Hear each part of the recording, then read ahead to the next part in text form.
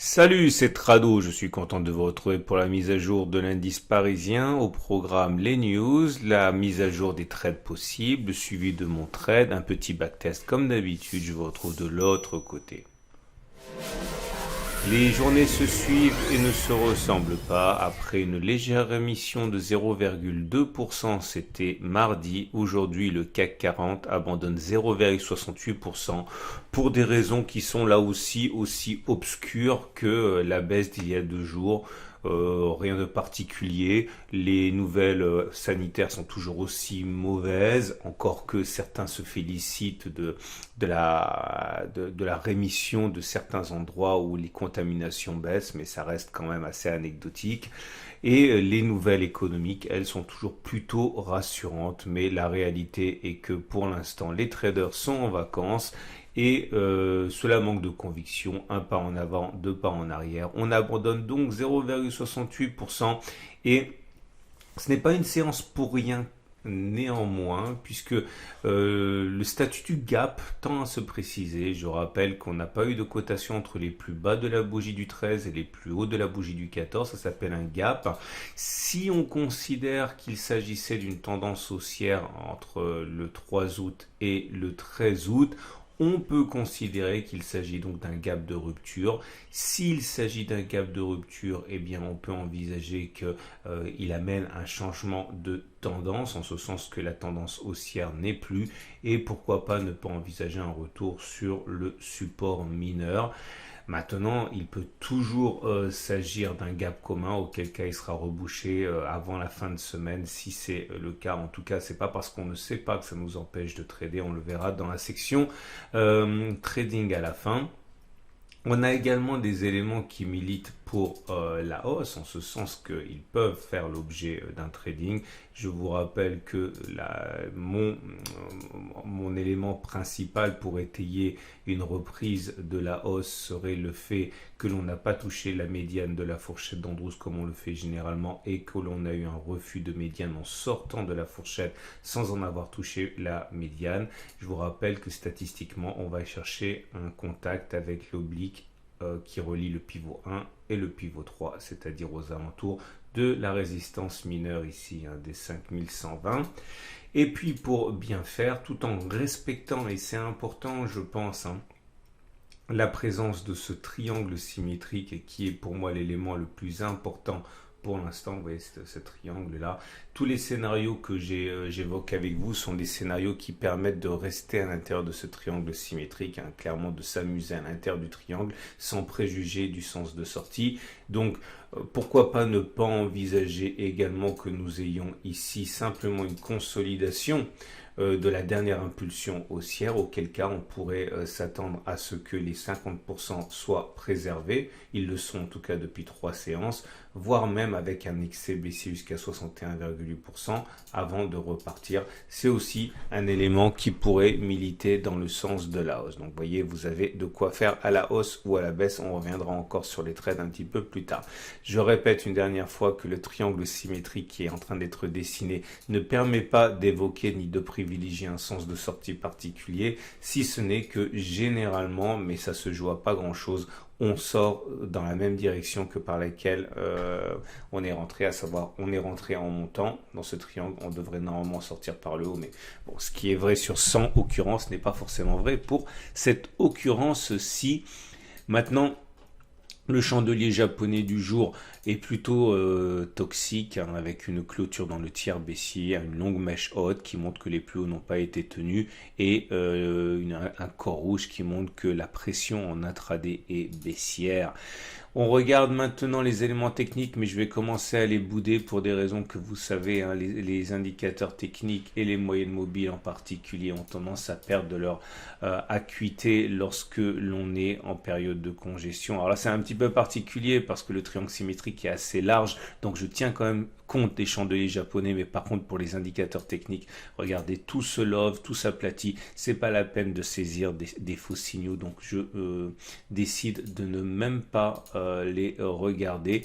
Par contre, ce n'est pas le cas des autres indicateurs techniques. Vous allez me dire que c'est pas forcément logique, mais disons que quand on a affaire à un indicateur technique nerveux, comme le MACD0 ou le stochastique, ça peut quand même être intéressant à condition que l'on ait des marges de congestion assez larges. Et c'est le cas aujourd'hui avec le MACD0 qui donne un signal baissier en croisant son signal. Alors ça va nous donner l'occasion de backtester une stratégie aujourd'hui. Alors la stratégie elle est un petit peu compliquée cette stratégie si vous débutez, mais si vous avez un peu l'habitude de ma façon de travailler, vous allez savoir ça va passer comme une lettre à la poste. L'idée, c'est que je veux voir ce que donne un signal baissier MACD0 signal. J'implique là-dedans un filtre. Le filtre, c'est qu'il faut que la bougie qui a provoqué le signal, eh bien, ait une clôture négative par rapport à la séance précédente. C'est le cas ici, vous voyez, puisqu'aujourd'hui, on a perdu 0,68%. Et je veux également qu'on soit allé plus bas que la bougie précédente. Donc voilà, j'implique ça et je considère que le pari sera gagné, enfin il sera perdu si on va chercher le prochain sommet, enfin le précédent sommet, donc en l'occurrence ici 3,18, il sera gagné si on va chercher la même distance mais dans le sens de la baisse. Okay, donc on va faire deux exemples, un qui a fonctionné et qui n'a pas marché pour que simplement vous fassiez l'œil. Donc voilà le précédent signal, il était là. Je vous rappelle que tout ce qui suit est donné à titre purement informatif et pédagogique, il n'y a aucune incitation à trader et que c'est simplement envie de partager ma méthode. Alors, donc voilà le précédent signal. C'était bien une séance qui valide les différents critères puisqu'on a un croisement MACD0 à la baisse. On a également un plus bas que le bas précédent, une clôture négative, donc c'est bon. Et là, l'objectif a été atteint puisque vous voyez, on a le stop loss qui était à 2,7%. On a un objectif qui est largement atteint. Un autre exemple ici qui n'a pas fonctionné.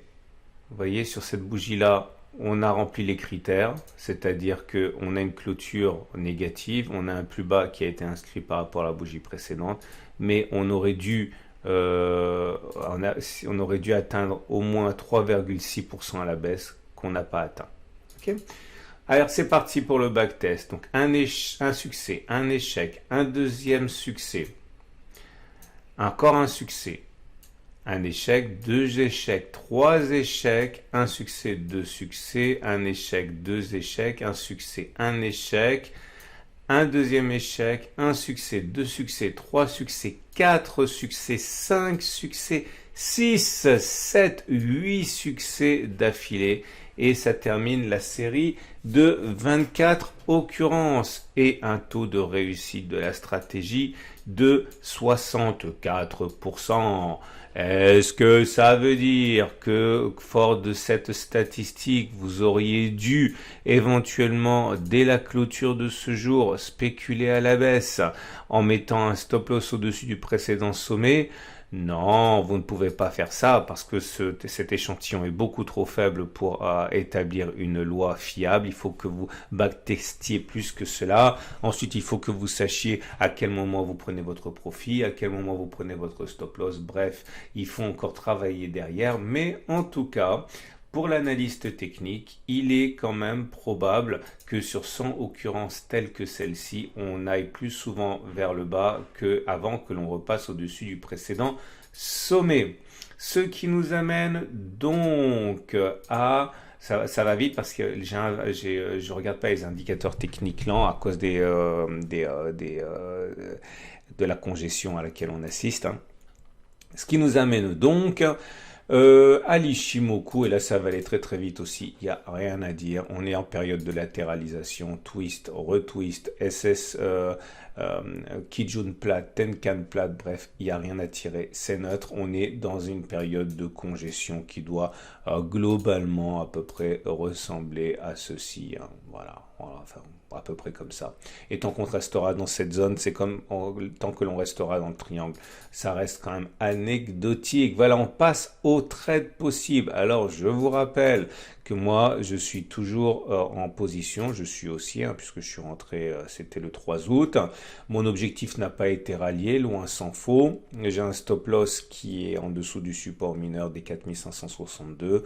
Bon, je vous avouerai que je suis pas forcément très confiant, mais il y a beaucoup d'éléments qui m'empêchent quand même de considérer ce trade déjà perdu. Si vous voulez acheter, Le CAC 40, eh bien, vous pouvez le faire comme moi je le fais à travers des CFD, parce qu'on me pose souvent la question, bah, vous le savez, hein, moi je travaille avec IG.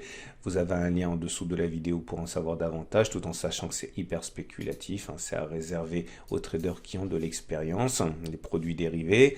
En tout cas, si vous êtes acheteur, plusieurs solutions on peut effectivement considérer ce qu'on a mentionné précédemment, à savoir que on est en période de consolidation d'une impulsion haussière, on devrait repartir à la hausse.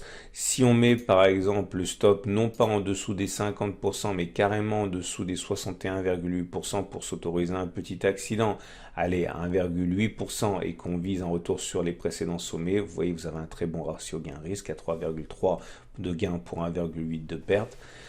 Si vous voulez spéculer à la baisse, je pense que le plus intéressant, c'est de trader ce que j'ai mentionné dans le backtest précédemment, puisque vous savez que vous êtes du côté des stats si vous le faites. Alors si par exemple, voilà, vous mettez un stop au-dessus de 3,2% et vous visez au moins 3,2%, bon, ça va, on est juste dans le support, hein. Idéalement, il faudrait même, pour avoir un ratio gain-risque supérieur à 1, il faudrait peut-être attendre une petite remontée demain pour soigner le ratio gain-risque, hein, avoir 2,84 de perte, plus de, ouais, bon, je vais laisser faire le calcul, hein, mais voilà, une petite, hein, une chouillette de remontée, ça serait pas mal.